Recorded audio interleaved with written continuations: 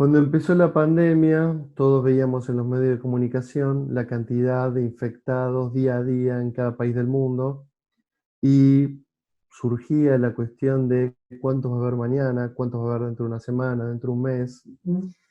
Y eso me motivó para hacer este videíto eh, con el objetivo de que podamos tener una visión global.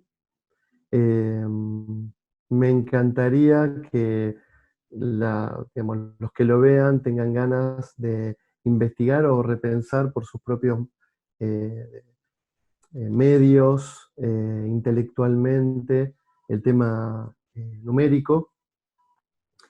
Y como último objetivo, eh, poder relacionar las raíces complejas de una ecuación diferencial, por un lado, con la posibilidad de rebrote de la pandemia en diferentes lugares del mundo. ¿Sí? Ver el tema de las raíces complejas como, eh, digamos, una modelización matemática del rebrote, de manera de también motivar a el conocimiento de los números complejos, para qué sirven, que es una pregunta que recibimos todos los días muchas veces. Se me ocurre empezar desde lo que son las sucesiones. Cuando uno ve la cantidad de infectados, ve una sucesión de infectados. Y esa sucesión de infectados, cuando uno los analiza matemáticamente, tienen algún patrón.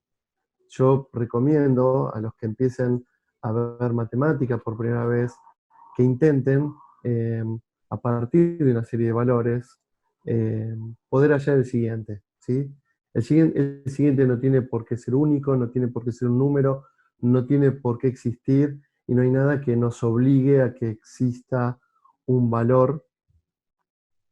eh, Sin embargo, podemos tratar de hacer alguna, alguna apuesta, a ver si le pegamos o no, y ver si eso nos genera una sucesión de valores que tenga una fórmula general, y esa fórmula general pueda servir para predecir, por ejemplo, qué va a pasar en 5 días, en 10 días, en 20 días. Así que puse ejemplos de sucesiones, ¿sí? Por ejemplo, si yo veo 2, 4, 6, 8, es probable que a ustedes se les ocurra que el siguiente va a ser 10, ¿sí? Piensen cuál sería el siguiente de 10. Y la fórmula general que me da la relación entre un orden temporal, por un lado, y el resultado que existe en esa fecha, ¿sí? Por ejemplo, eh, enumeración del tiempo como una variable independiente, y para cada fecha de tiempo, cantidad de infectados, sería la fórmula general de la sucesión. En este caso, en el primer ejemplo de sucesiones, IT es igual a 2 por T, sería la fórmula general de la sucesión. Por ejemplo, para la fecha 1, el número es 2, para la fecha 2 el número es 4, para la fecha 3 el número 6, y vemos que la función cumple. También podemos ver que a veces uno toma el valor de hoy para sacar el siguiente, y en esa sucesión, si yo tomo el 6, le sumo 2 me da el 8, al 8 le sumo 2 y me da 10, y eso genera como la relación entre el anterior y el siguiente. Si tenemos, por ejemplo, la sucesión 2, 2, 4, 8, 16, 32, podemos tener una fórmula general, y esta fórmula general, que para cada valor de tiempo me dice la cantidad de infectados, sería IT igual a 2 a la T. ¿Sí? Una función exponencial. Entonces en la fecha 1, T igual 1, 2 a la 1, 2. En la fecha, digamos, 4, 2 a la cuarta, 16. Fíjense que después de 32, ¿cuál sería el valor que ustedes creerían que es? Y si cumple con esa fórmula general. Y también vemos que cada valor, ¿sí? Por 2 me da el siguiente, ¿sí? Eso es una característica de las funciones exponenciales, que es que puedo dividir una fecha siguiente eh, por la anterior y me da una constante. En este caso, esa constante, 2 a la t, genera una función que va creciendo con el tiempo, y en el caso siguiente, por ejemplo, que es 9, 3, 1, un tercio, un noveno, la, la sucesión va decreciendo, ¿no es cierto? Con una constante que es un tercio, es decir, cada valor por un tercio me da el siguiente, ¿sí? Este es el inicio de sucesiones. Los hombres tenemos una capacidad tremenda para calcular fórmulas de sucesiones y patrones en general desde el inicio de los tiempos, ya hace, imagínense, 8.000 años, que en el hemisferio norte la gente sabe que el 21 de diciembre es el día más corto del año. Entonces, lo que quiero decir es, no es una cuestión de cultura. Todos los que quieran ponerse a ver valores para pronosticar el siguiente y ponerse a pensar sobre ese tema, no tienen por qué ser matemáticos. Cualquier ser humano lo puede hacer. Y bueno, una vez que tenemos las sucesiones, imaginándonos o motivándonos con las sucesiones de infectados, ¿no? No quiero decir que sea un tema motivador en sí, empezamos a analizar un poquito más esta sucesión, 3, 9, 27, 81, vemos que la relación entre un número y el anterior es el anterior por 3 me da el siguiente, y entonces la fórmula general sería I igual a 3 a la t. Esa es la fórmula general, pero también se puede escribir en forma recurrente, diciendo que el valor IT por 3 me da el valor IT más 1, ¿sí? Hay un montón de sucesiones que podrían cumplir con esto, ¿sí? Que es decir, puedo empezar la sucesión por 5, y por 3 me da 15, y por 3 me da 45, y no sería esta sucesión. Así que necesitamos una condición inicial, ¿sí? Necesitamos una condición inicial para que esta sucesión quede identificada, ¿no es cierto? Es decir, se tiene que dar estas dos cosas para que eh, IT más la condición inicial sea igual a la sucesión anterior. Y esto se llama forma recurrente, ¿sí? Y además de llamarse forma recurrente, como solo depende de un valor anterior, se llama una ecuación en diferencia de primer orden, ¿sí? También puede haber ecuaciones en diferencia de segundo orden, como en la serie de Fibonacci, que vemos acá, 1, 1, 2, 3, 5, 8, 13, 21. ¿Sí? Si vemos que con los dos anteriores me da el siguiente, con lo cual es una ecuación en diferencia de segundo orden. Y también hay ecuaciones en diferencia de tercer orden. En general, en el inicio de una pandemia, la primera parte es una función exponencial, común y corriente, después va cambiando la curva y después es una función logística. Y quería definir estos dos términos, uno que es delta y sub t, que probablemente ya lo conozcan, que sería IT más 1 menos IT, ¿sí? Que sería, cuando uno habla de delta IT, habla de la diferencia de la cantidad de infectados, ¿no es cierto? Es decir, a veces me dicen el valor de los infectados totales, pero a veces me dicen solamente en cuánto crecieron. Ese sería delta y t. Y delta y t, en el caso de los infectados, sobre todo al principio, está multiplicado, se puede hallar una fórmula donde it sería multiplicado por dos factores, que son la cantidad de expuestos que tienen los infectados y la probabilidad de infectados, que va a depender de cada virus específico, ¿sí? Hay un video 1000 veces mejor que este, de Damián, que les voy a mandar el link para que lo vean.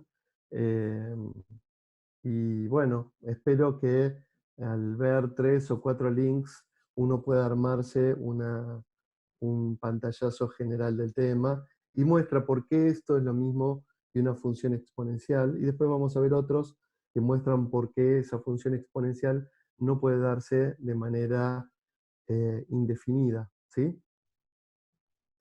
Cuando hablamos de delta y t, estamos hablando del tiempo visto de manera discreta. ¿Qué quiere decir eso? Que, por ejemplo, tenemos un dato por año, un dato por mes, un dato por día, ¿sí? O sea, tenemos el dato 1 y el dato 2. No hay dato 1,5, no hay dato en el tiempo 1,038. Cuando estamos hablando de datos en forma continua, no usamos delta t, sino que empezamos a usar diferenciales. ¿Sí? Delta I sobre delta T es lo que ustedes ven en derivadas como I', y es aproximadamente lo que sería en tiempo discreto delta IT sobre delta T, ¿sí? Es decir, las variaciones, por ejemplo, de los infectados dividido la variación del tiempo. Lo que pasa que la variación del tiempo siempre va a ser 1, ¿sí? Porque estamos tomando t más 1, el tiempo t más 1 menos t, que me da 1. Así que aproximadamente tendríamos un concepto como el de delta y t, pero en forma continua. Digamos, esta notación empezó en la época de Newton y Leibniz para explicar la velocidad de un objeto. Cuando tenemos un objeto que cambia el espacio, ¿no es cierto?, que varía en espacio en determinado tiempo, ese es el concepto de velocidad. Después ese concepto, aparte de de tener que ver con la velocidad física del espacio físico, la variación podría ser variación en el precio de un activo, variación en la cantidad de afectados, variación en lo que quiera que sea con respecto al tiempo. Así que cuando hablamos de derivada en función del tiempo, estamos hablando del crecimiento de la velocidad de algo. En este caso, nos interesa saber, por ejemplo, el crecimiento en la cantidad de infectados. Y también podemos tener ecuaciones con derivadas que tengan como objetivo encontrar cuál es la función que explica el comportamiento del aumento o disminución de la cantidad de infectados con respecto al tiempo. Es decir, que sabiendo el tiempo me dé como resultado la cantidad de infectados. Y ese es el objetivo si uno quiere predecir, ¿sí? En la realidad, nosotros cuando tenemos este tipo de modelos, no lo vamos a ver en este video, pero también hay que agregarle que la información tiene errores y los modelos tienen errores, y entonces, bueno, hay una aleatoriedad que hay que tener en cuenta, y probablemente hay que definir alguna función de probabilidad que explique cuáles son los errores del modelo. Nosotros tenemos ecuaciones diferenciales de primer orden, ecuaciones diferenciales de segundo orden, igual que teníamos con ecuaciones en diferencia, ecuaciones diferenciales de tercer orden, y casi todos estos tipos de ecuaciones diferenciales que estoy poniendo, la solución se escribe como suma de exponenciales, ¿sí? Para ser más preciso, como combinación lineal de funciones exponenciales. Funciones exponenciales que se multiplican por una constante y que se suman a otras funciones exponenciales multiplicadas por una constante. En general, después vamos a ver que hay algunas cuestiones que complejizan la situación. ¿Y por qué queremos ver ecuaciones diferenciales? Porque el modelo clásico de epidemiología, el más básico de todos, es el que se llama modelo SIR, susceptibles infectados recuperados, ¿sí? Este es un modelo muy básico, y si empezamos a aprender a leer lo que significa cada ecuación, por ejemplo, si definimos esta, ¿sí? Dice que la cantidad de susceptibles decrece cuando hay una enfermedad con respecto al tiempo, porque se van a transformar en infectados, ¿no es cierto? Y la tasa de decrecimiento va a ser proporcional a la cantidad de susceptibles y a la cantidad de infectados, ¿sí? Y también tenemos una ecuación que nos dice cómo va a ser la cantidad de infectados, que va a crecer por los susceptibles que se van a contagiar, y va a decrecer por los recuperados. Y también muestra la tercera ecuación, que es la de la cantidad de recuperados, ¿sí? Que es esta, que muestra que la cantidad de recuperados crece con respecto a la cantidad de infectados. Este modelo es un modelo muy básico. Fíjense que no hay una función de mortalidad. Podría ser, no sé, un modelo para la varicela. Y tampoco hay nacimientos en el sistema. Con lo cual, la variación de susceptibles, ¿sí? Vemos acá, más la variación de infectados, más la variación de recuperados, es cero, ¿sí? Porque la cantidad total en el sistema permanece constante. Hay dos hermosos videos que hablan de esto, no me voy a extender más. Se suelen complicar las funciones poniendo tasas de mortalidad, tasas de natalidad, tasas de infectados que correspondan a una estructura etaria, modelos logísticos para ver cómo las personas se transportan y cómo van contagiando, etcétera, etcétera. Eh, y lo importante, que es lo que yo quiero expresar en este video como importante en este video, no es que sea lo importante, es que los sistemas de ecuaciones diferenciales, en general, un sistema en este caso es un sistema de ecuaciones diferenciales de 3 ecuaciones con 3 incógnitas, todas las incógnitas son funciones con respecto al tiempo. Todos, digamos, un sistema de 3×3 se puede analizar como un sistema de una ecuación diferencial de grado 3, ¿sí? Como vimos acá, ¿no? Ven que acá hay una ecuación, ¿sí? Diferencial, ¿sí? Es una sola, no son 3, pero es de grado 3, ¿sí? Entonces, simplificando de manera extraordinaria esto, si tuviéramos un modelo de, de más ecuaciones, podríamos complejizarlo, quiero decir, podríamos disminuirlo a una ecuación con varias de mayor orden, ¿no? De cuarto orden, de quinto orden, ¿sí? Bueno, entonces, para resumir, un modelo de epidemiología es un modelo que se puede escribir como un sistema de ecuaciones diferenciales, y ese sistema de ecuaciones diferenciales probablemente se puede escribir como una ecuación en diferencia de orden, que tenga de orden la cantidad de ecuaciones del sistema de ecuaciones diferenciales. Bien, entonces, digamos, es importante saber cómo se resuelve un sistema, no un sistema, una ecuación diferencial de, por ejemplo, tercer orden, ¿sí? Nosotros queremos dar una idea global, así que no vamos a meternos en detalles, solamente quiero que encuentren el link, que es el objetivo del video, entre raíces complejas y rebote de la curva epidemiológica, ¿no es cierto? Entonces, ¿cómo se resuelve? Bueno, traten de entender este ejemplo. Yo tengo una ecuación en diferencia de orden 3, ¿sí? Y tercera, menos 9i segunda, más 26i prima, menos 24i. Escribo abajo un polinomio, esto tiene un porqué, ¿sí? Pero bueno, vamos a ir al grano.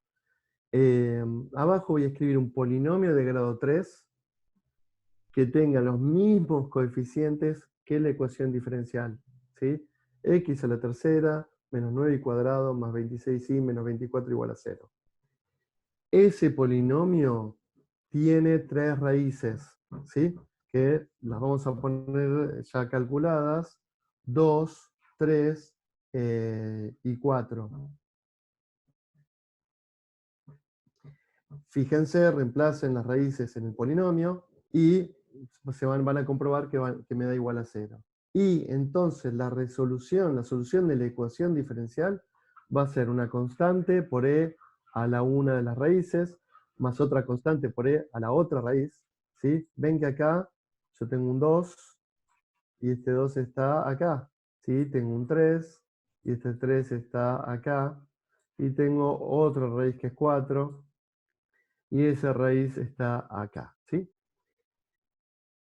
Bien, entonces fíjense que las raíces del polinomio me dan el exponente al que tiene que ser elevado a la e para saber cuál es la ecuación, la resolución de la ecuación diferencial. Si ustedes quieren tener una idea de cómo graficar esto, es muy simple.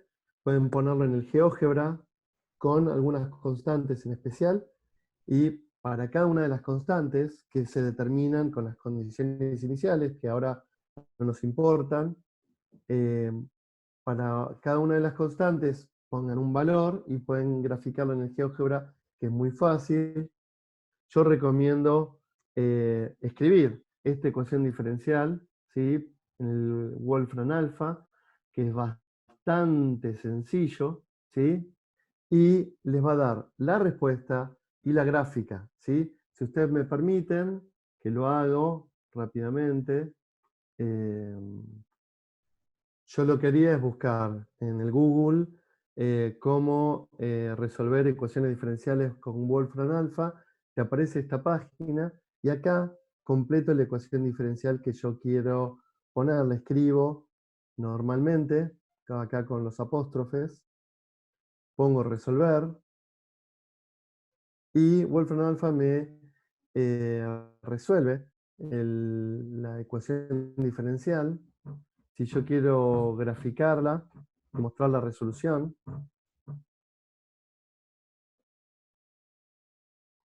pongo igual, bueno, donde puse, y tengo acá la respuesta de la ecuación diferencial, ¿sí? Y una serie de gráficos y en función de x, y todas las familias de funciones para los diferentes valores de las constantes desconocidas. Bueno, hasta acá es el primer video, ¿sí? Lo que vamos a ver en el próximo es cómo influyen las raíces complejas en la solución de la ecuación diferencial.